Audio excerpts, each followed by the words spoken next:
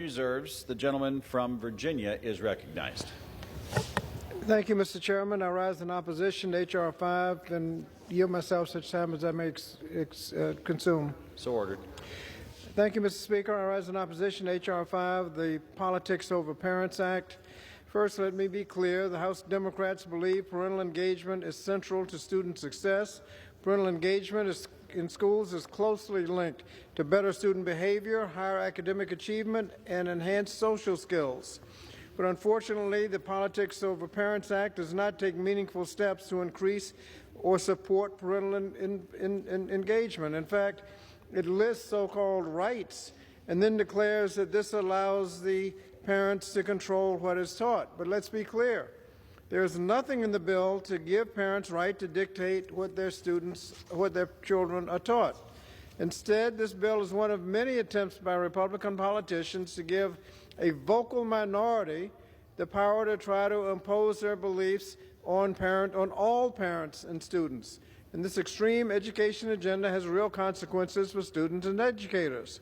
According to PEN America, more than 2,500 books were banned in school during the school year 2021-2022, and nearly 140 additional books have taken effect since July 2022. So let me just list some of the books that Republican politicians have gotten banned in the guise of parental rights. Diary of a Young Girl, The Stories of a Holocaust Survivor by Anne Frank. The Kite Runner, a novel of the Soviet invasion of Afghanistan by Khalid Hosseini. Beloved, a novel about slaves in the Civil War by Toni Morrison. And on, books like that have been banned because of efforts like what we have before us today. So let's be clear, these books are taught at age-appropriate levels. If we have a problem with it, you should call the librarian. But yet still, Republican politicians are actually having them removed from classrooms and school libraries. Simply put, the Politics Over Parents Act is an educational gag order across the nation which will prevent students from learning and prevent teachers from teaching. These efforts seek to score political points and scare parents into thinking that schools do not have their best interests at heart. Instead, we should be talking about the support schools and families actually need to improve parental-teacher